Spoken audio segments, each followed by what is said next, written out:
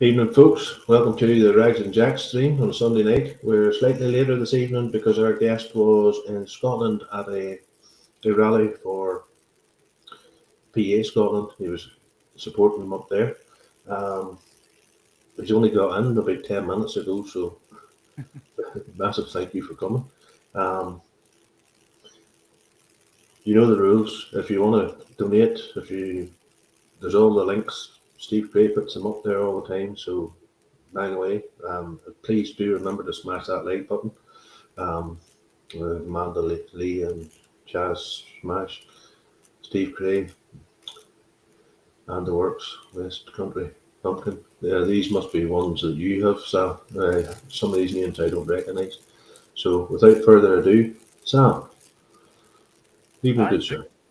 Thanks for having me on, guys. Yeah, it's I'm coffeeed up, I'm energy drinked up, I'm ready to rock and roll. We've been 5 hours on the train back down south after Scotland today, so I'm happy to be here. So was it 5 hours up this morning and then 5 hours back? No.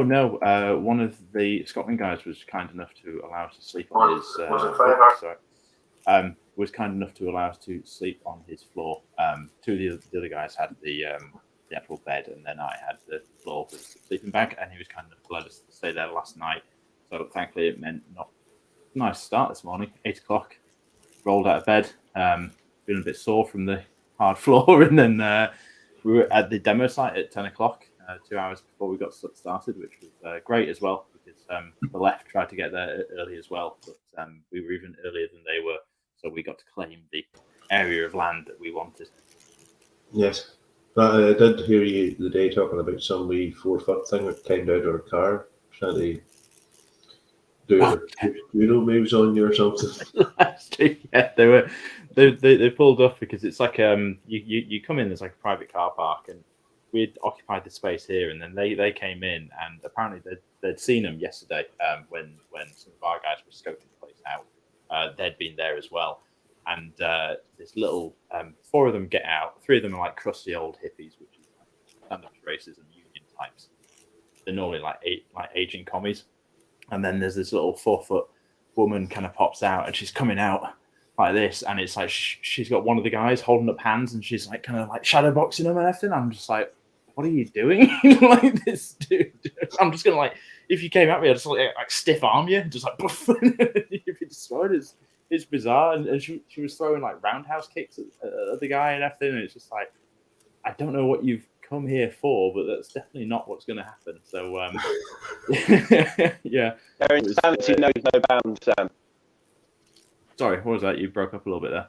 Their insanity knows no bounds. Oh yeah, absolutely mental. That was actually one of the big takeaways from today, was essentially allowing the locals to see the people who were trying to infiltrate their Facebook group that they were organising. It's like, they come in, all silver-tongued. This is what you're actually talking to. People telling you to like shoot yourself in the head, calling you racist, like the insane, like frothing at the mouth. It was quite enlightening for the locals to see who the kind of like be a racist guys were, because they really are nuts. Oh, as Jack says, their insanity has literally no bounds. And you think most of these... It always amazes me as well, guys, that the things that they pretend to stand for as well, if they did the slightest bit of research on the people that they're supposedly trying to support, they know that they're the most far-right people you can possibly get on the planet, the people that they're holding up support for, Oh, yeah. Yeah, I mean, some of the locals, we had to kind of simmer them down, because we were trying to hold this. We had an idea of why we wanted to be there and what we wanted to achieve, and we said it's like we're not going to rise to any antagonism from them, but it's like the locals were more than willing to give them hell whenever they came close, or whenever they started up a chant or whatever. It's like the locals were really fired up. So I think everyone's had enough of being called a bigot and being called far right just for like loving their own country, and a lot of those locals came there ready to go. Do you ever notice, Sam? They're always standing there and they're shouting their faces and all covered like this here, and they're all like pumping up their arms, but they're always backing away. They're never coming forward. Like They did that. There was a point. I think we were getting close to being done, and we're about three quarters of the way through, and a kind of cadre, like the kind of the proper masked up Antifa types, started moving around behind where our crowd was. But they did that's the same thing again, where they kind of mosey up, and then it's like, oh, the police are getting in my way. Oh God, if only they hadn't been here, I definitely would have like stormed the crowd to just like attack random people. And it's like, what are you doing? So then they're chanting behind us. The locals are giving it to them. The police are trying to move them back. But it's like they're shouting at like the local crowd and like, you know, sticking up these and everything. And it's just like, that's really not a good look. We were saying as we were tidying up, it's like, if this was them trying to win hearts and minds, it's complete failure. Like, all the locals hate them. Like our crowd was the locals, and it's like, after we're tidying up, we're just talking with them, and they're just like, these people are insane. These people are wild. Like, thank you for coming down, because it's like, I'm not sure what we would have done if this was what we were facing. And yeah, so it's promising going forward. We've spoken to like local organisers, and they're looking to kind of do similar demonstrations themselves going forward. Here's a question for you, Sam. Here's a question for you, mate. You've been doing kind of the on the street stuff now for is it a couple of years yourself, personally? You know, out with the megaphones and. Yeah, I think it's probably about a year and a half. That's the first one. So you must have noticed a turn in the tide of public reaction to when you guys are there. Yeah, I mean, there was never a point at which we met with hostility. Even when, I mean, the very first one we did was we were protesting against the Afghan resettlement scheme in West Yorkshire, and we did that in the middle of Leasley Centre, and we didn't face any negative backlash then. I think one of the things as well is regular passers-by or just people in the street, even if they might disagree with you, you're 10, 20 times louder than they are. So it's like trying to get in a slagging match with you isn't going to work. So, and the fact that you're standing there with a megaphone kind of it implies a certain level of confidence. And it's like, if people aren't ready to tackle that, then it's like they're just like, oh, I don't want any part in it. So when we do like the flash demos, I don't think we've ever had a negative reaction from the public. I think there was only that last time in Leeds where we had to pick the Dancing Santas one. Yes, yeah, and we happened to pick the same time and place as Stand Up to Racism, who were fundraising for Care for Calais. But even then, they weren't prepared. Like, they had no amplification or anything like that, and because of the way we mic ourselves up, the demo, it didn't pick up any of their ranting and raving because they were doing it to the camera. But we've got lapel mics on, which is what's picking up the speech. So it's like they're just yelling in like the other direction. So our audio was like spot on that event, but they really thought, but again, it's like the public sees that and just sees like a bunch of Santas dancing around screaming about fascism, and then there's a couple of guys up there who are calling the Tories scum, and to the passerby it seems insane. You know, it's like this shouldn't be happening, I guess. It's really bizarre. But we've had great responses, and we're starting to see more and more people get on board as well. Like this recent Leeds video we put out, I dug up some old footage from the first time we demonstrated at that hotel, and there's maybe a dozen of us there. And then this time it's 150 of us. Same with Hull today. I think it was 100, 150. And that's even with like a massive like anti-white leftist response as well. Like they had a big international pull. They had speakers today who are from Australia, who apparently have been dealing really well with the fascists in Perth. So they came to speak. I think the first speaker was a rabbi. It was a really big pull to this event. They had loads of speakers from all these trade unions and everything. But even then, we still managed to outnumber them, and all of the locals were on our side. We were speaking to some of the locals there, and they recognised there were two people who were local on the other side. They actually walked through our crowd, and just as they reached the end of our banners and moved over into the other side, this guy was like walking through, and then he goes like, "It's scum," And, and it was just like, I just went, have a nice day. And he kind of turned around like, and just kind of carried on walking with his bird. But they were the only two who hadn't been shipped in by coach. I mean, that was another thing where they were kind of like, you don't represent the locals. And it's like, well, we've got Scottish flags flying. We've actually got locals here. It's Scottish people who are protesting. And then it's like everyone on the microphone over there, you're sounding very posh. If you haven't got like a foreign accent, like you're Australian or something like that. So it's a very, it's completely astroturfed, but it's trying to tell you that it's like, oh no, we're the local voice. And it's like, it's like literally our chant was Erskine says no. And their chant was like Nazis go home or something like that. And it's like, we are home. Like the people who are here are from the area, guys. But they don't care about that. They just saw it as an opportunity. I mean, PA as well. We've been operating in a way that hasn't allowed them to counter demonstrate, which they live off counter demonstrating. Like they don't do their own demonstrations like we love refugees or anything like that. It's always when we do something, they're there to counter it. And the left in Scotland, I guess, have been starved of that for 3 years, and this is the first time PA Scotland's done a public demo. So they really brought out all the guns because they need to be like dining out on this for the next year. They'll be telling stories about how they shut it down and everything. But we were there for 4 hours. 2 hours prior to start, 2 hours after, and it all went fantastically.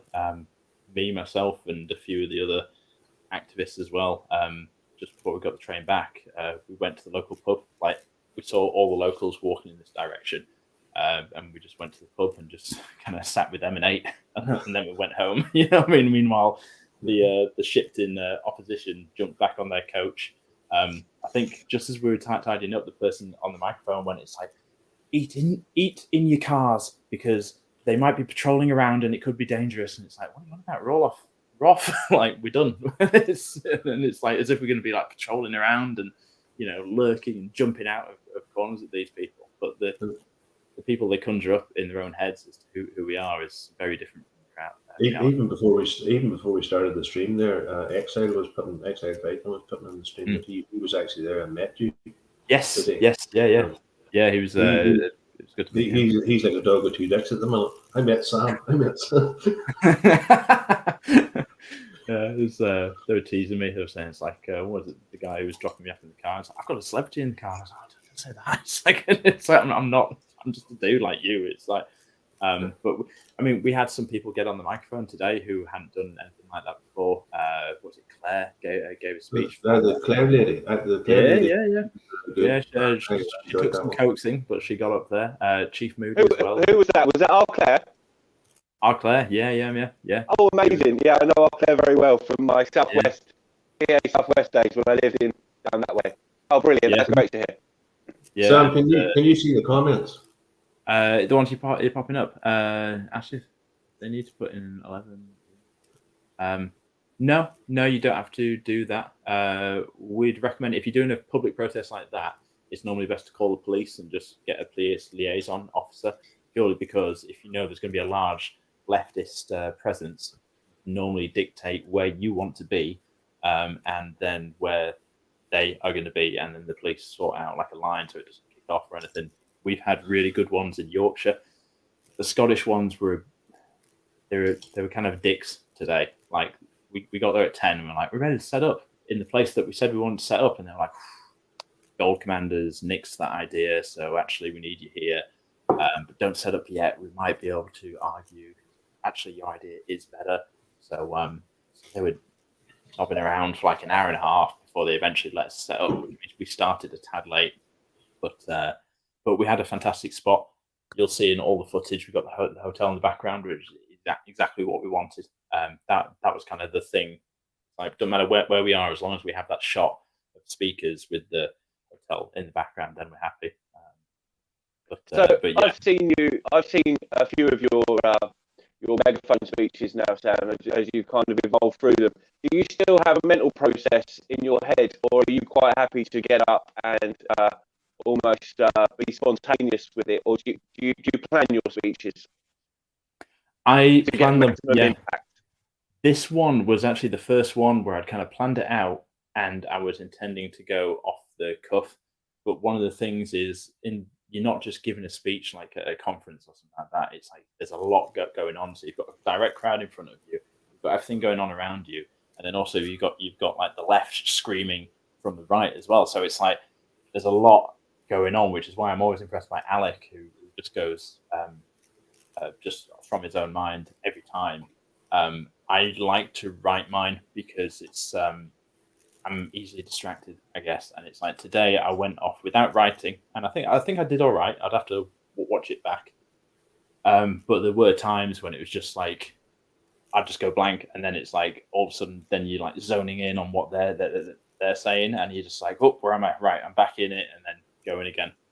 But I really like for something like that as well, for it to have a climax, and be a bit more like these speeches should be a bit of like Punch and Judy. I think Mark referred to it as like Punch and Judy. You know, it's like, do you want them here? No. It's like, where do you want them to go? It's like back home. And then it's like, you know, everyone kind of gets into it.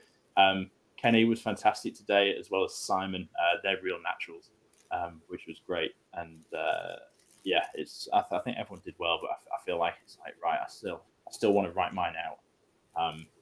I don't think I'm capable of just running off the top of my head as they are, which no bad thing, you know. We've had great success with the ones written out, but I like to do it beforehand because it just allows you to be very concise, using all the right words and the right kind of emotive words as well. Because a lot of times you think, oh, I want to say this, and then you go, the way I can say that's really going to fire people up. Because that's essentially what these speeches are. You're not necessarily trying to get across an idea so much as like everyone already knows why you're there. You're firing them up to get them energized to like from that move on to further action, rather than like an information dump on them or anything like that. I see the star cameraman's in there. So yeah. But tell you what, they had some real camera kit. The PA Scotland guys, they had a proper professional, you know, big unit and everything like that that was filming all the speeches. So everything you're going to see is going to be super high quality, which is fantastic. I'm really looking forward to whatever video comes out of this. No, I enjoyed all the speakers, but it does seem when I was watching Chief Moody's stream today on his live, it's the mic. It might be on his setup. It might be just some sort of technical thing. You're picking up the Antifa lot at the same time.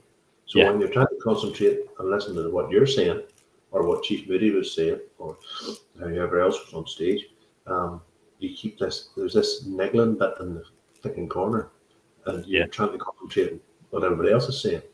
I don't know if there's a way around that, Sam, or not. Oh, for sure there is. Yeah. What we did in Leeds, we had a lapel mic that was attached to the front of the scaffolding, and that's what all the speech or audio comes from. And that's picking up the person who's right there rather than everything around. If you watch Active Patriot, Yorkshire Rose, Steve, like any of the streamers, if they're in the crowd, yes, it's picking up stuff right around you. So it's like, I think if we did that again, we'd probably have, while the streamer might be in the crowd, maybe have like we've got a wireless microphone set up, so they could have the microphone plugged in to the phone, but it's picking up the audio from right by the scaffold tower, you know. So it's like, then you're just getting the speeches, you're not getting the shouting, you're not getting the random person in the crowd going, yeah, you know, and like drowning out whatever's being said. But these things are all a learning curve, you know. PA's kind of blazing the trail with this kind of stuff, so it's not like there's anyone who can advise on this stuff before. I mean, even I don't think even like the BNP did this before, so it's like we've got a lot of the media guys from the BNP, and they're great at doing the conferences, some of the demonstration stuff, but it's like in terms of speaking through a megaphone, that hasn't really been done for quite a while. So it's like we're just learning on the job, and with each of these demonstrations, it's like, right, now we know what to do for next time. And like with the scaffold, it's like we did that in Leeds just last week, and that's now like, cool, that works, and it's a great visual. It promotes the speaker as like higher than the crowd, so it's like everyone can see them, everyone can hear them better. So it's like, all right, we're learning, And we're just going to get better and better. I mean, I really liked the visual that we had today, like the flag. What's it? Scotland for the Scots, and then the two banners either side with the stakes in the ground. I think it looks really cool, especially with the hotel in the background, because so much of these things as well is about the video we get afterwards. Because while you can reach 150 people there, you might reach 150,000 via the video. So it's important to get that kind of material out there as well. I mean, everyone pushes around, don't they? Anybody in the chat there, they can always go along to PA's website. I know you're looking to buy a second-hand scaffold. Yeah. There's the lady's been very, very kind. Cornish lady, she's donated £250 for a second-hand, or for a scaffold. I mean, brand new, they're like 1,500. As Laura says, you'd be stuffing it in the kitchen. Yeah, I mean, the house is like a treasure trove of like various like PA things all around, and I'm like, where's that banner? It's like that one's under the stairs. The other one's next to the desk. There's a few in the loft, and it's like the Drag Queen Story Hour. I've got like the placards from that are in the loft, and it's like, well, if he does that again this summer, they'll be coming back out and everything. So all the stuff gets saved. I mean, just around me at the moment, because I've just got back in. Like, there's the megaphone, there's a body cam over there, microphone over there. You know, it's like exploded when I got inside the house. But yeah, it's we found a good. There's deals, but they get snapped up quick. I mean, you can find like a decent stuff for like 80 quid. I think people must buy them for renovating the house, and then they just want rid. You can get some good deals, and if we got our own, I'd love to paint it in like PA colours, make something a bit more permanent or reusable for the surround and everything. Like, really make it like a cool pulpit and have proper housing for the megaphone and everything. I mean, we could even get like a proper PA system, you know, which would be a lot better, high quality sound. You know, at the moment the microphone is a bit choppy on a megaphone because it's just you do see the buskers in London and Dublin and the likes of that there. And your man has a trolley with a couple of car batteries and an amp and this and that, and you can hear him at the other end of the street when you walk down, you know. So you can do stuff like that, and it's not massively expensive. So no, not at all. No, I think this is if this is the way put forward, then I mean, it can just be, even if it's just like PA kind of passed around between regions, if you know what I mean, like kind of roadshow almost. Toby Bradley saying it's like pyrotechnics, lasers, and everything. Put it like this, Sam. If I lived in England, I have a 1,000-watt PA system with speakers on stands and a mixing head with mics and everything. I have a bloody donated to you because I'm not going to use it. Well, let me get you in touch with the PA Scotland, because I'm sure they'd have use for it. They're looking to do more demos like this. So and but they'd have to come to Northern Ireland to get it. Oh yeah, sorry, you're Northern Ireland, yeah. People mix us Northern Irish folk up with Scots because we say things the same way, you know. Just a few things, yeah. But the offer's there if you want it. I have plenty of stuff here to keep me occupied. But then when my father passed away about 4 years ago, my dad collected gear for years and played out wee bands and things. I might well take you up on that, because we're looking to kind of upgrade our systems and everything like that, and we can help us out. That'd be awesome. Yeah, you would need somebody that knows what they're doing, sound engineering wise, you know, putting the stuff together. But all the leads, mics and stands and everything's there, you know. And even my dad's a musician, so he's really up on that stuff. He's been trying to help me out in kind of improving the sound that we've got and everything. It's told me now it's just it's here and you'll be fine. Yeah, man, we'll have to talk about that. And you coming back in, Jack? Yeah, no, I'm in, but I think people can't hear me properly. Can you hear me okay? It's a bit choppy, but I can still understand what you're saying. What I'm going to do is I'm going to leave and come back in, all right? Yeah. I see Steve Cray in the chat asking if PA are going to be in Skegness on the 25th. They are, yes. That's looking like a big one. Pretty much everyone who was at Leeds, 100, 150 people, they were all talking Skegness is like the next big one. So I think that one could well be huge. I think everyone's treating it like a weekend away as well. So it's going to be like the demo, and then it's Saturday night in Skegness can be wild. Yeah. But it should be a good one. I've been to Blackpool. What's the other one? Brighton. So, Brighton. Yeah. The big ones. But yeah, if you can get down to Skegness, please do on the 25th. It's 12 o'clock actually. I think it's about 12 noon. I think he's looking for the link again. He needs the link again. Send it to him on WhatsApp. Yeah. His mother donated him a big fancy laptop, and he still can't figure out how to work it. Some people just can't be helped, can they? But I only do the Sunday night because I don't like to step on people's toes, and other people are streaming. Well, I'm not sure if that's any better, guys. That is, Better. Yeah, okay. Yeah, I'm all on borrowed tech. I've had a nightmare this week. I've not been able to check Telegram or anything. So, yeah, I'm back. Hello. There's a birthday boy on Paca. Paca is 53 today. Oh, happy birthday, Paca, mate. So, Sam, how long have you actually been involved with PA? Were you involved with PA before you got with Laura? I attended. I attended the very first conference where they announced PA. I think that was September 2019. I think it was, and I was sat at the back of the room at that point and listening to the speeches and everything like that. And I knew a few people, just friends within the movement and everything. I saw them there. I'd met Laura before, and that was actually the time when I first kind of fans formed, where I was like, my girl. Because I think she had a boyfriend the last time I'd seen her. It was at the Camp Collett that summer, and she'd had a boyfriend then. And I went, "Oh, how's your boyfriend doing?" She's like, "Oh, we broke up." And I was like,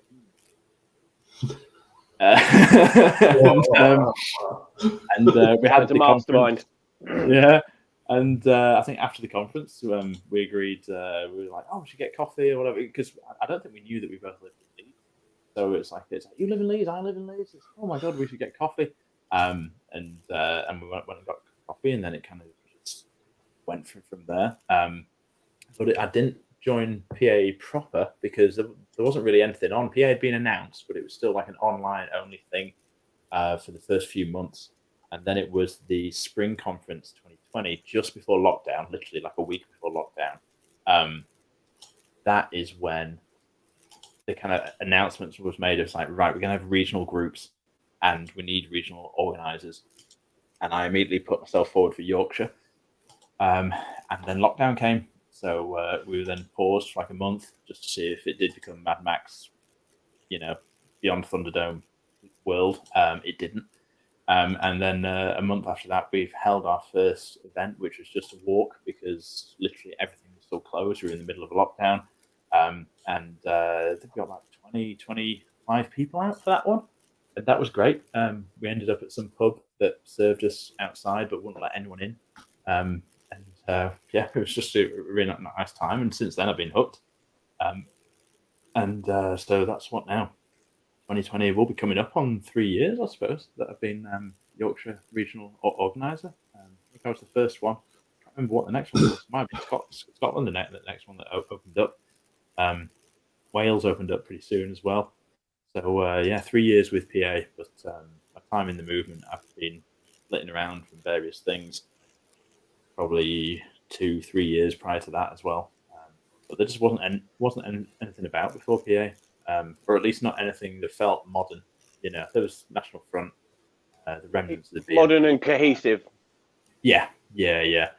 Especially for young people as well. I attended a few. There was like the Yorkshire Forum, but it was me and a friend, and we were both 20s or something like that, and we went in there, and it was like kind of the old NF BNP lot. Had a few speakers. I think there was some from the NBU, the New British Union, speaking. But then it descended into like the NF and BNP guys blaming each other for the fall of each other. And me and my friend were just like, what's going on? It's like this just doesn't feel like it's for us. So we left that, and it's like there wasn't really anything else going about. So we just kind of went about online chat rooms, forums and stuff like that. But it was PA that kind of galvanized people into actually getting out there and getting together.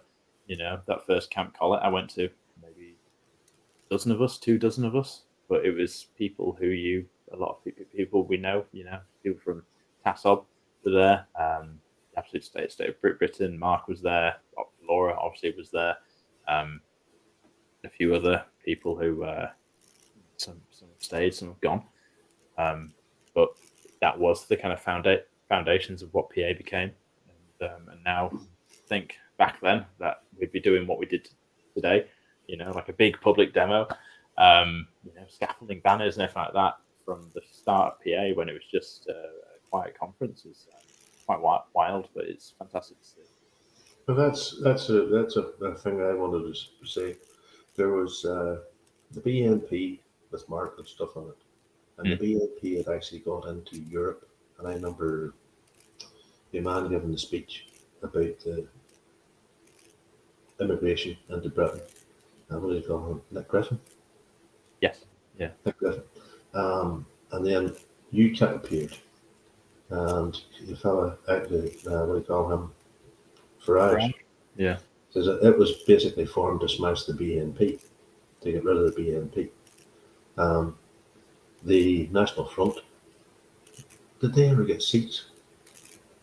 I don't think the National Front ever did. No, I think it was just the BNP who managed to get some Just seats. the BNP, wasn't it? Europe is seeing a massive joke to the right now. I know Yoan's not who she makes out to be, that Italian lady, but she's saying all the right things.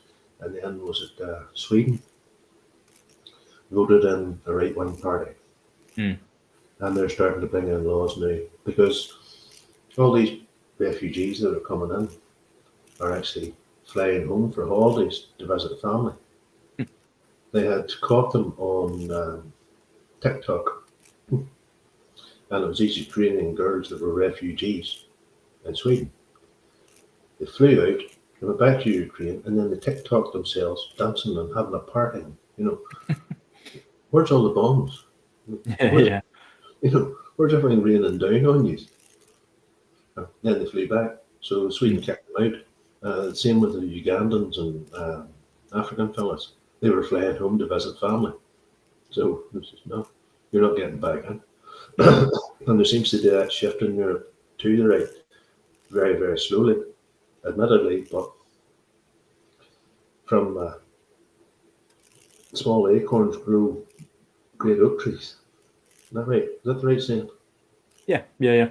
So it's definitely they're not necessarily the parties we want, but they're the parties we've got right now, and it shows a good sign that the public is looking to vote in those directions.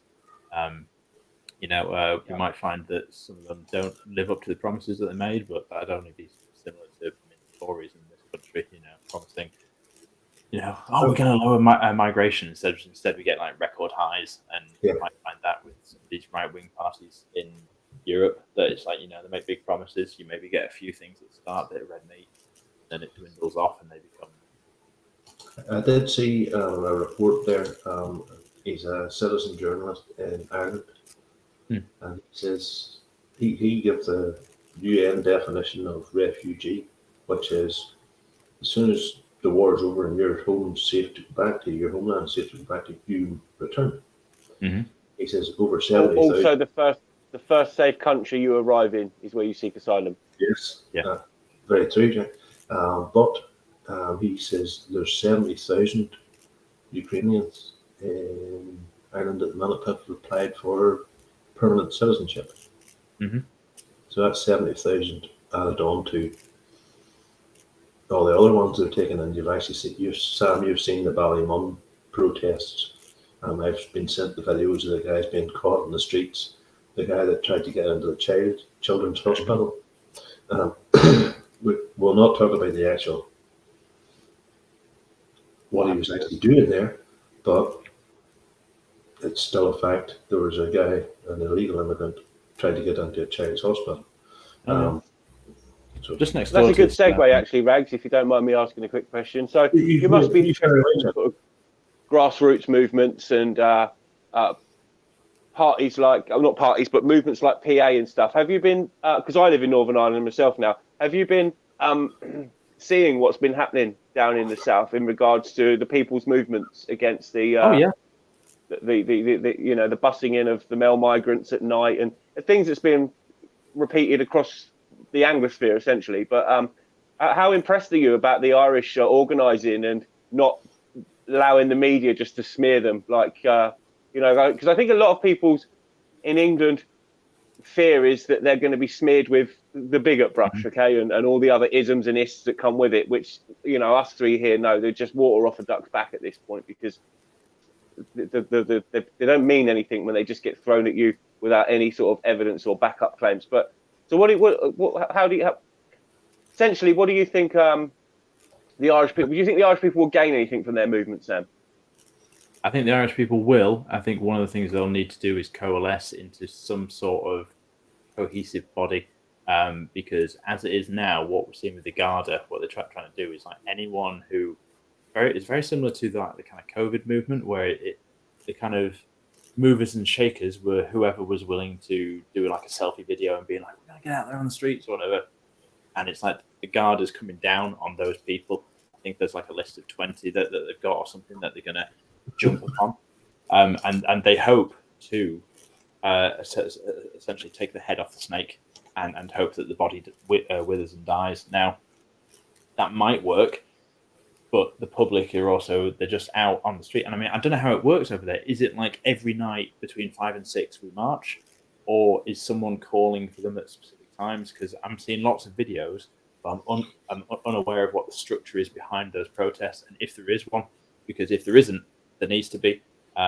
Similar with the Penally camp, like they set up a 24-hour rolling shift, people protesting the camp, and it's like with these street demos, it'd be great to have someone come forward or a group of people come forward and try and formalize it in some way, because it runs a risk of, if it doesn't get results quickly, it peters out, and it's like you want to try and make sure people are in it for the long haul. And that's what I worry about it. But I'm incredibly pleased to see that at the moment people just keep coming. And you've got Leah Varadkar calling it everyone's far right and all this kind of stuff. And it's like, but people aren't paying for it anymore. It's like it doesn't scare them. Come on, Sam, give him his proper title. He is the Dandy Gandhi.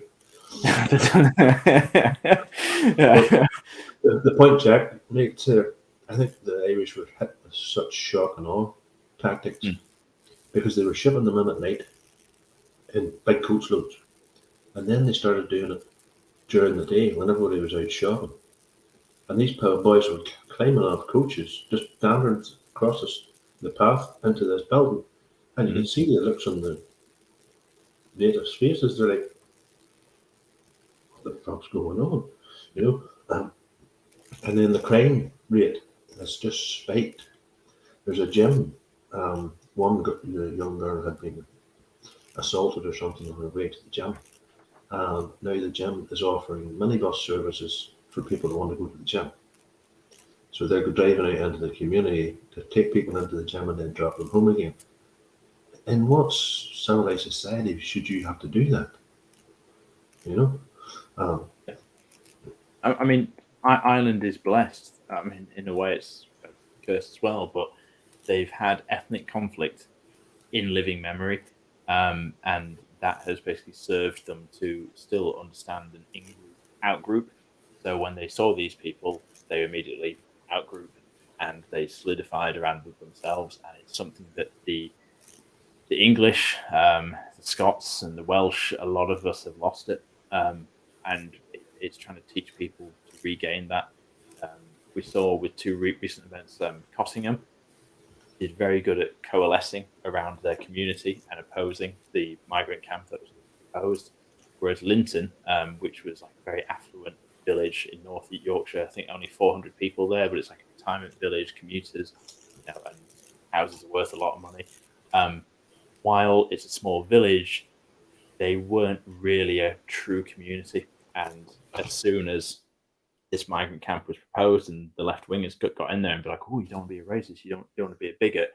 They immediately set about each other, and like I said, this weekend, it's like that community was destroyed by these infiltrators, but also just by themselves. Like they just couldn't be honest with themselves. They thought they'd be able to lie to the media and say that, "Oh, I'm fine with the migrant camp. I just worry that there won't be enough facilities or whatever." And they were saved from the migrant camp, but the community has been destroyed there. We're friends with some of the people who we worked with in Linton, and there's still dirty looks between neighbours. There's still a level of distrust, and that's now part of their history as a community, which is really sad to see. But what's great in Ireland is, I think right at the very start, you saw some videos of like the kind of stand-up straight racism lot, just kind of pretending like, Ireland loves refugees and everything like that, and that quickly got put down because the communities came out, cameras in their face, and be like, "Who the F are you? Where are you from?" it's like you're lying, and they came together, which is what's going to be needed going forward. I see Dawn Browning's in. Dawn Browning is from Australia. She's on the other side of the world. So Hey, Dawn. You have to use her real title, Rags. It's Field Marshal Dawn Browning. Field Marshal. So I actually heard you speaking to Off Grid Island a couple of weeks ago, Sam. Yeah, that was a good chat. Was that? You and Mark were both on the show, which was nice to hear. You reaching a broader audience as always, which is a great thing. And you were given a lot of advice on how to organise. Do you think you can call them victories as such, Linton on Ouse, Cottingham and stuff, but like we all know, the problem just gets pushed elsewhere at this juncture. Could there be a platform for PA to essentially it might be what you're already doing when you hear about these tiny communities and villages that are going to have like a more than double or triple the total population just literally dumped on them. Do you try and reach out to the community leaders first and see what sort of test the water? Yeah, that's what PA Scotland did a fantastic job of in Erskine. Essentially, they offered their services to the local organisers because people were again coalescing, and I think there were a few locals who kind of parapet kind of like, we need to do something about this. And yeah, Scotland basically said it's like, we can help with bodies, we can help with resources, leaflet designing, whatever you need. And it's like, we need to do demonstrations and things like, this is how they've been stopped in the past, and this is how they failed in the past. And it's like, if you allow the local politicians to do the whole like, oh, well, we can't do anything, we'll do a legal challenge, it'll take time, but just rest assured, we're definitely looking at it, that's not going to solve it. The likes of Cottingham were, I think, within a week of them hearing about it, they were out on the streets like 300 strong, and that immediately, put the willies up the politicians, and then to the point where we had like Conservative David Davis on with Farage, and they were talking now with talking points, talking about sending them back. It's like, we shouldn't be letting the boats even close to shore, and it's like, this is a very different talk than the Conservatives are normally giving us, where it's like, we don't want them here, but oh god, they keep landing, we can't do anything about it. He was talking a very good game right then, because he knew that's what his constituents were looking for. So the locals were more than willing to take it. It was a bit of it was a wild one leading up to it, because we'd talk to the locals, we'd meet the locals, and they'd be like, everything's great. And then you'd have the hate would try and get in there, stand up to racism would get in there. It's like, who are you talking to? Oh, scary Nazis! Oh, scary Nazis! And then they'd go like, oh, well, we don't want to be associated with scary Nazis or whatever.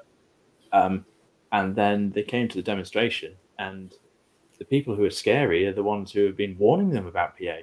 And it's like, they're there spitting bile and everything like that, and they're like, oh, it's like, sorry, we're back with you guys. And it's like, you've clearly got the right idea.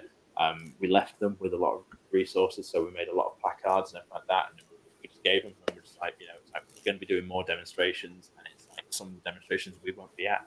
You know, it's like, so take these, use again and again, and be left with really good relations with the people of Erskine, and it's like, whatever you need, we can help. And that's what PA can do. You know, we're not a political party right now, which means we couldn't stand we could not stand a candidate there. You can stand independent, I suppose, but it's like right now we've got the knowledge and the resources to help you mount a good defense and to kind of avoid the pitfalls that they're going to try and trap you in. You know, they're going to try and make you argue essentially from the migrants' point of view, where it's like, oh, the hotel's not nice enough for them or whatever. And then the Home Office says, oh, don't worry, we're going to do it up. It's going to be really nice. And then you just like stuck, you go, God damn it. It's like, I was trying to get them. So that's kind of the way we're doing things. And it's working out because I think as well, the public, they understand the media lies. So it's like when someone comes in there and goes like, look at this, you know, media article or whatever, people go, it's like, all right. But I mean, that same media's been calling me far right, bigoted for the last 3-4 years. So what do I care if someone else is doing it? And especially when, you know, we kind of face out with saying like, here we are, you know, it's like, we're not hiding anything from you. We'll come up, we'll shake your hand. But the media, as we saw with the Scotland demo, they're going to sneak around. They're going to take little like sly pictures and everything like that, and then besmirch you. They're going to call you all far right bigots, and everything, despite the fact that you were there just wanting to defend your people, wanting to keep kids safe. You were talking earlier about, you know, the kids and everything, and I think just across the road from this hotel is a nursery, and they haven't made a big deal of it, but the nursery did a risk assessment, and the kids won't be allowed out on break anymore, which is like there's an admission there, but the nursery isn't kind of making a big deal of it. They're just kind of like, yeah, we're just not going to let them out on break, and it's like, you know what's coming, but you don't do anything. You just kind of, you know, rearrange your life around this new reality, and it's like, that's not acceptable, because it's like, how far are we going to let them push us and to rearrange our lives, you know? Around these migrant hotels, kids don't go out. Adults don't go out after dark.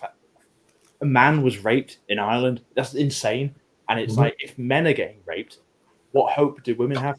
You know what I mean? Yeah. It's like, it's funny, Sam. You said we're not in Mad Max Beyond Thunderdome yet, but certainly parts of the country are. Yeah, and I mean, that's almost. It's like our society. We're barely keeping a lid on like civilization, because there's like flashes of just third world like anarchism, where it's just like just wild violence.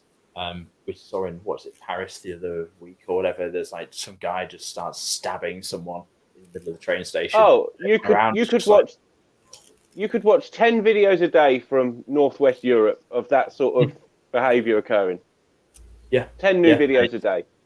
Yeah, and I think a lot of us are so divorced from what the world can be like, that it's like they can't even comprehend that this stuff is happening, but it is. And you know, like a nursery acknowledges that it's like there's the possibility of child abduction, child rape, or whatever, and they just go, we'll just try and minimize that. And it's just like, minimize it. It's like, and I mean, I said today, just having to use the word minimize.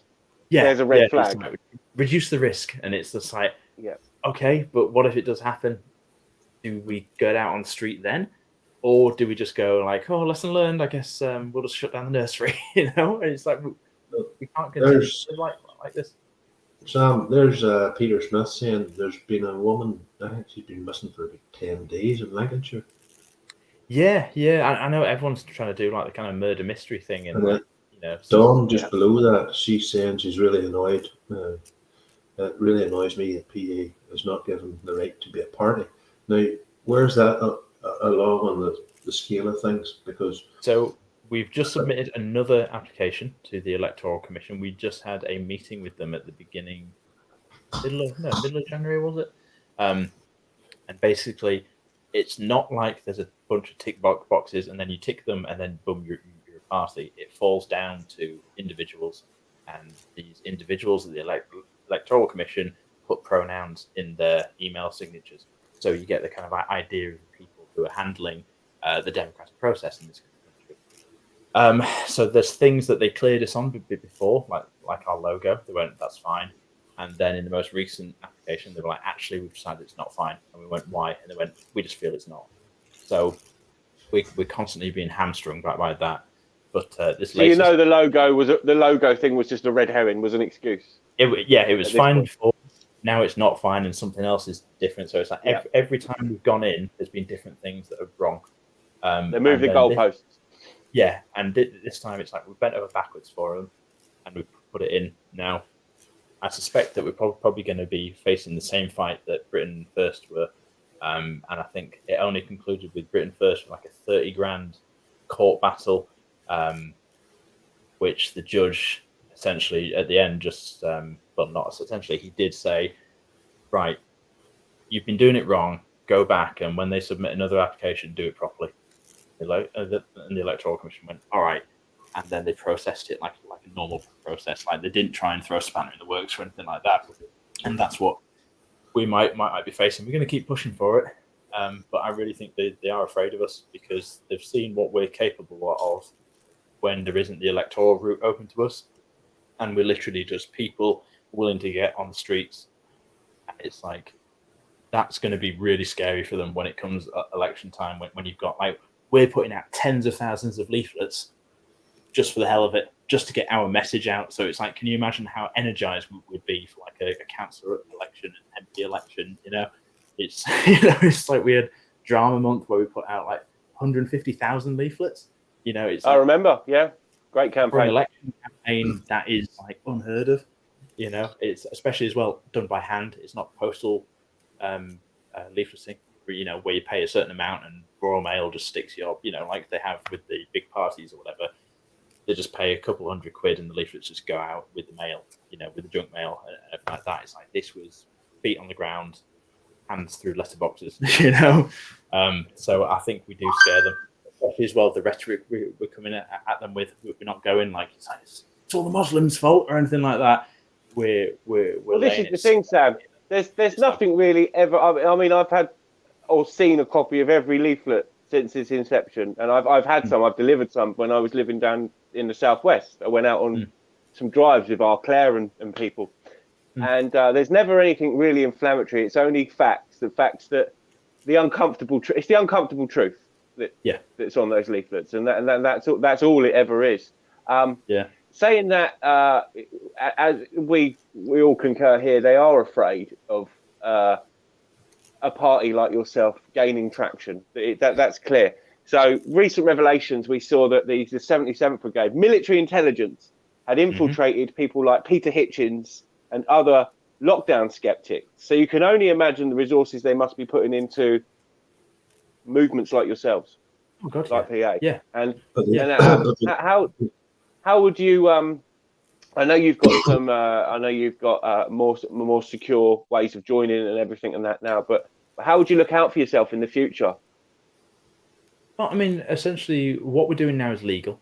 Everything we put out there is legal. It's all checked over by lawyers and everything. Then we've got the code of conduct as well, which means that our activists' conduct is above board, and we essentially try and that code of conduct applies for the activist's entire life, essentially, because it's like if you're going to be in this game, we've got a lot of enemies, so you want to do everything above board. Like, don't get a parking ticket because it's like if you do, they'll come down on you. So we are trying to live as well as we can, and it's like there's ways of pushing back where you don't have to. It can be very easy to have a rhetoric that elevates to a point where it's like, kind of, I'm really fired up, I'm going to say this or whatever, and it's like that's all well and good, but you're not going to do it. So why talk about doing it? All it's going to do is invite trouble. So John Power makes an actual a really good point there.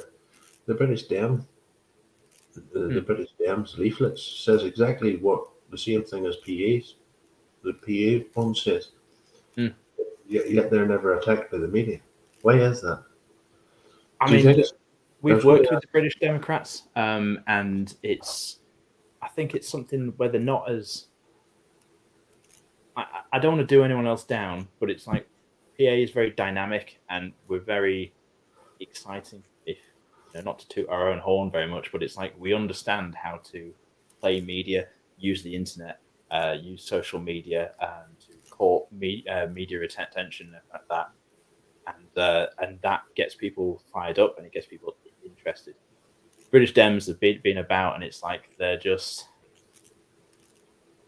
not very media savvy. And it's like it's great that they've got party status, and like I say, we've worked. I've leafleted for British Democrat candidates, to get their stuff out there, and it's exactly the same stuff we're saying.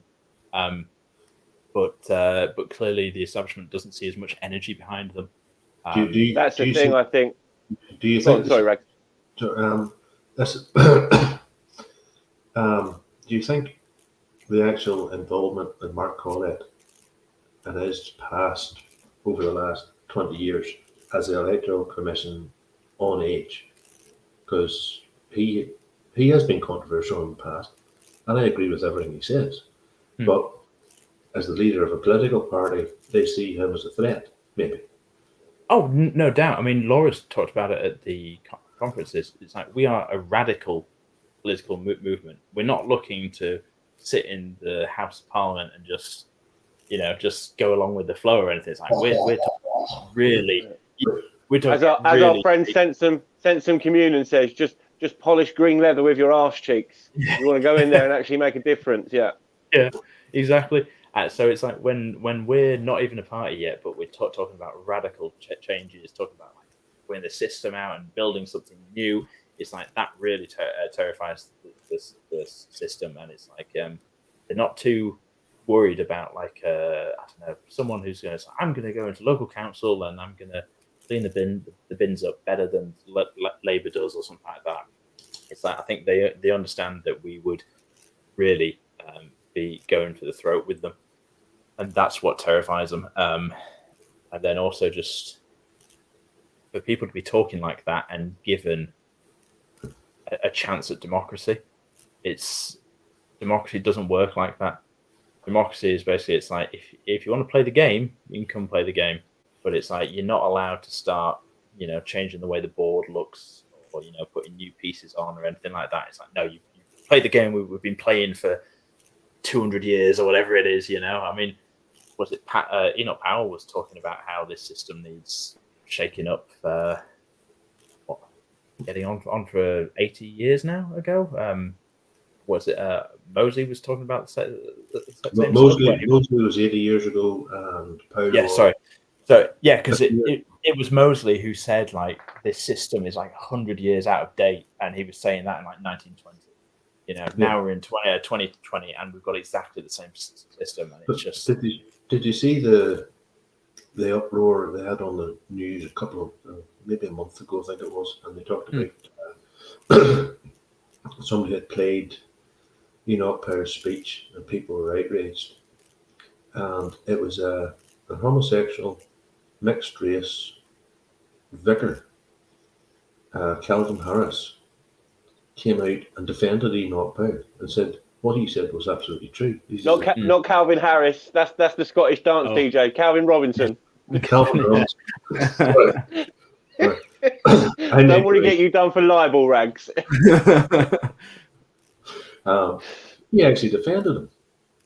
He literally defended the man. Because he said. Yeah, I saw that. I saw that segment. Yeah. You've seen that one, no? What he said was absolutely true. Personally, I think it was an absolute prophet.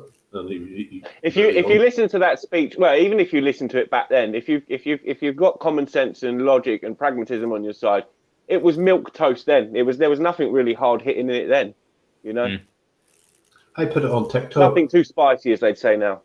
I made up a TikTok. I made up a TikTok for the PA stuff with the Hull demonstration, and it has now got 210,000 hits. Oh, great! Which isn't.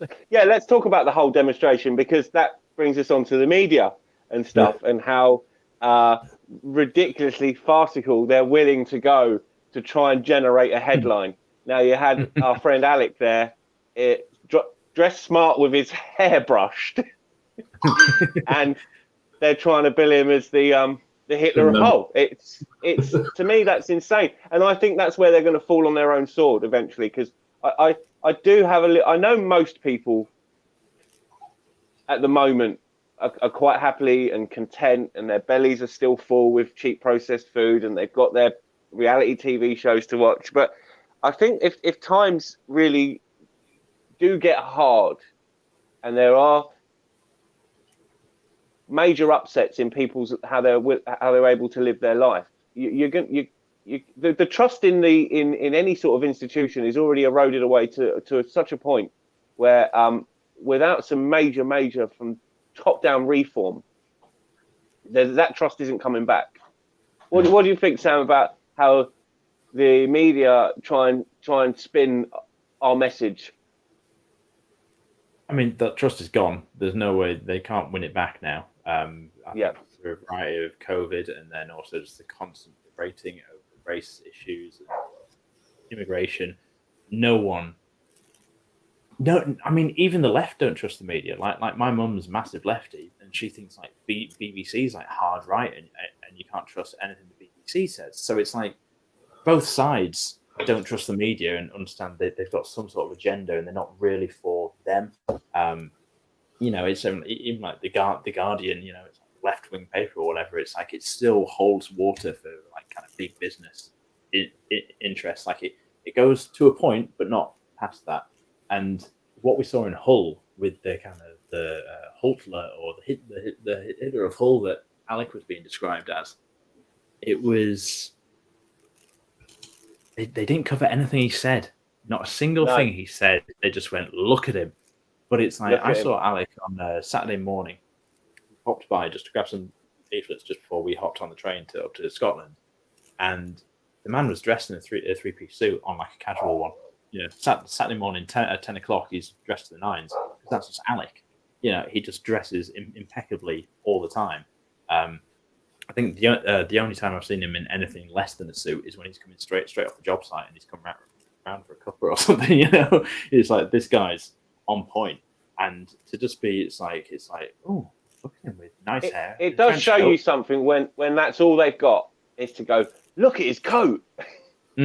Yeah, and I think people picked up the fact that it's like they didn't say what he said. Even when they put Mark out there, they go, "Oh, here's some quote from Young Nazi and Proud from 20 years ago. Aren't you shocked?" And people go, "Oh, yes, I'm incredibly shocked." With this though, Alec's speech was phenomenal in Hull. I think it's probably the best one he's done, and it just spoke right to the crowd. To the point where he was asking the crowd, it's like, what do you want? And the crowd was saying, it's like, here's what we want. And he was going, that's exactly what I want. Isn't that great? We all agree. And it's like they couldn't print that. And they didn't even, like the whole Hitler of Hull thing, it wasn't the day after. It was a week after, because they'd seen, we had a successful demo. The locals loved it. We had a great response from the people of Hull. The left wing looked terrible, as always, wild-eyed and frothing at the mouth. And after a week, they were like, we've got to do a bit of damage control here, because they just did a demo in the middle of Hull and nothing happened. What I mean? It's like it just went really well. That's what it was. Pure damage control. Pure damage control. There's John Palmer in the chat makes a really good point, and Chris Dangerfield covered this maybe about 2 years ago, maybe 18 months ago. British men and British women do not dress in jogging bottoms, trainers, and this, that, and the other. Leave that to the Scousers. Traditionally we don't dress like it's African American streetwear that's taken over here. That was the point that they were making. It's literally a gentleman in a suit, and he had his Rain Mac thing on and stuff, and he looked like an English gentleman. When I first went to London in 1980 on a school trip, that's what we've seen. We've seen the man with the waistcoat and the jacket and his umbrella. Well, Rags, must have seen the pictures of the miners coming out from the mines with their overalls over a waistcoat and a shirt and a tie. Face can only see their eyes and their teeth, but they've still got a shirt and tie on. Yeah. Very true. A lot of Bonnie Lads videos. He covers that sort of era stuff. It's like the time. What did he call her? DOA done up the thing for Chris's birthday. Him going down to is it Skegness for the holidays. Swanage.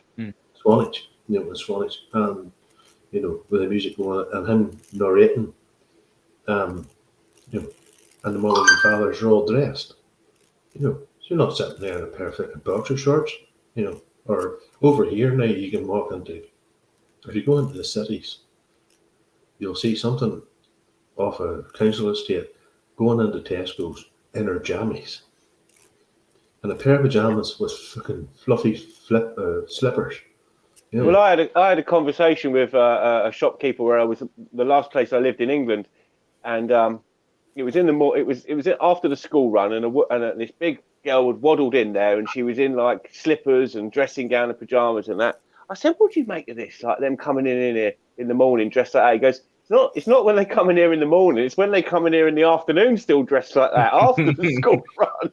They haven't even got out of that all day. You know what I mean? It's it's quite shocking, really. And listen, we've got just under 10 minutes left. So one thing me and Rags did want to talk to you about, Sam, is because we are all three of us here. We've all got an investment in the future. We're all fathers.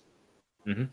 You being the most recent, and I think Catherine is one and a something now. Yeah. She's 13 months. That should have been like that. 1 year and 1 month. Yeah. 1 year and 1 month. Beautiful, lovely. Yeah. So, if you had been here earlier, she was actually on the mouse. Oh, was she? Yeah. I mean, you've probably been asked this on many of your appearances, Sam, but having that investment now, obviously you cared about our people anyway. You were involved anyway. You cared about the future of our people. But now you've got a little human being that you've created, and you obviously want the world to be a nicer and better and safer place for her. So how has it changed you, having that little lady in your life? God, I thought we were kind of pushing hard beforehand, but now that investment is direct and it's right there, it's like fighting tooth and nail. You don't want. I mean, she's still at that age where it's like the most damage she's going to do is like, I don't know, she might fall off the bed or something like that, and it's like I don't even want to think far ahead to when she's 16. I mean, with these migrant hotels, when it's 12, and it's like there's potential for that kind of level of harmony. Just like it boggles the mind that can happen to something you love so much. So I think that's like when I hear this, I'm quite an empathic person. I'm crying at movies all the time and everything like that, music even sometimes. And it's like when I read these stories of these horrendous things happening, I don't subscribe to any of those Telegram channels where it's like just too much. But it's like I always put myself in those positions, and I think one of the major things that really got me fighting in the first place was putting myself in the position of the girls when I read Easy Meat, and I'm even getting choked up a bit now about it. But the kind of pain that is being inflicted upon people, and it's just being brushed completely under the rug, and it's so horrific, and you have to let a little bit of that evil in to realize that it's possible, and then you just want to strike it from the earth completely. And I think that's what drives me. And it's also having a child. It made it very personal for me. And I know my dad. He had a crisis of faith when he had me. He was a very devout Christian, but he had me, and it was around the time of the Jamie Bulger murder. And he said to himself, it's like looking down at me and went like, if another human being can do that to this, there isn't a God. It's like it was to that level, and it's like knowing that there's that evil out there, you've just got to strike as much of it from your country as possible. And I've always said with the kind of crime that these people are doing, there's like a base level of crime that we do to each other, and it's like we're never going to get past that element of human nature, but we're importing another level of crime on top of that and just increasing the risk. And it's like now that risk is just getting more and more and more. And we've just got to put a stop to it, because if we don't, no one will, and it's going to become just straight up Mad Max Beyond Thunderdome, where it's just like might makes right, evil is being done around every corner, and it's like no one's got to put a stop to it unless we do. There's a brilliant comment up on the screen there by Blaze. It's like it's an argument I've always put to someone who's pro immigration and argues, when you bring up grooming gangs, and it's like, you always say, it's like, how many is it going to take? Because at the moment we're over 100,000 girls, and it's like, what's your number where you will eventually go, that's too many? Things have got to change, because it keeps increasing, and it's like my number was 1. It's like, as soon as it happened once, we'd be like, right, cool, experiment over, we're done. It's it's cost too much, but for them, it's thousands of lives. Like abuse is almost worse than murder in some cases, because it ends the life, but then you're left with someone who carries on living. Sorry. Yeah. You're fine. Sorry. You're all right, mate. You're all right. Obviously, it's touched a nerve, because you have got that investment, and that's nothing wrong with that, mate. Yeah. Sorry. Nothing wrong with that. Sam, so it's like that's I would kill for any of my children. I would literally do time. Yeah. So it's like knowing that that's happening to others. That's why we fight, so that it's like we can kind of stop that pain at some point. That's why we're invested, and now that I've got my own daughter, I'm even more invested than I was before. So we'll just keep on fighting. God, so I have to ask before we let you go, Sam. Are there going to be more sons and daughters on the horizon? We're hoping so. Yeah. It's getting her out of the bed at the moment. She refuses to not sleep with us, so it's kind of putting the brakes on baby making, which is a shame. But we tried getting her in the cot a little while back, and she was just like going mad, and it was just like, all right, get back. Jesus. So, Sam, I spent a year when Kate was born, like this on a bed, with a pillow either side of me, and her lying down here. My grandfather had bought a handmade cot for her. It was like 500 quid for this present for her. Would she sleep in it? No. See, by the time she could sort of bring herself up and do this, that, and the other, she was straight out of it onto the bed, back up onto Dad's chest. It's something to do with the heartbeat. Yeah, probably trying to get back to like a mother. They say, I think we've got a womb-like state, isn't it? Yeah, and it's like that's why the white noise works for newborns. Yeah, it does like white noise, rain, and then the other one is like a heartbeat noise, which she really likes. So that's like that's definitely what we're trying to get back. There's a whole pile of 14s in the chat there for you, Sam. So thank you guys. Sam needs to nip off at 1:15, so I'm going to. Yeah, I've got to pay restitution to my good lady wife after abandoning it with a baby for the weekend. No, Sam, we're so grateful you came on. And listen, in a couple of months' time, 3-4 months' time, after a few more campaigns and that, or some big news, we'll get you back on, get an update on that, because you're a great spokesman for what you're doing, and we've got a lot of respect and time for you, buddy. Yeah, thank you for having me on. Big love to Laura, wee lady. She was as cute as a button earlier on. She loves a keyboard. It makes it impossible to do like any work near her, because she's just like, get out the keys. Keyboard, mouse, keyboard. She's like miniature Father Jack without the alcohol. Keyboard, mouse, keyboard, mouse. Japanese bastards. Right, Sam, you get yourself off, mate. Thank you for coming on, pal. Thank you very much, guys. Thank you, everyone in the chat. Oh, and don't forget. Plugs. If you want to plug anything quickly, mate, carry on. Yeah, the 18th of February in Rotherham, there's a protest being held there. I think Yorkshire Rose and English Bulldog are kind of heading up that one. And then the 25th of February in Skegness. If you can make it to both, that's fantastic. If you can make it to one, make it the Skegness one. That's going to be really big. And we've got more things coming down the pipeline. So we expect some big rallies. And if you can get out, just get out, even if it's just to be in the audience. Numbers, it's like a snowball. We're building up speed. A year and a half ago it was a dozen, now it's 150.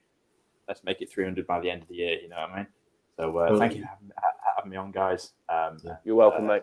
Anytime. Patriotic alternative is where to go. So, Yeah, I think my man is. Go and check out the website if you haven't, people. Steve has slapped all the links in there, Sam. So, awesome. And this year seems to be PA has went off the line. I know.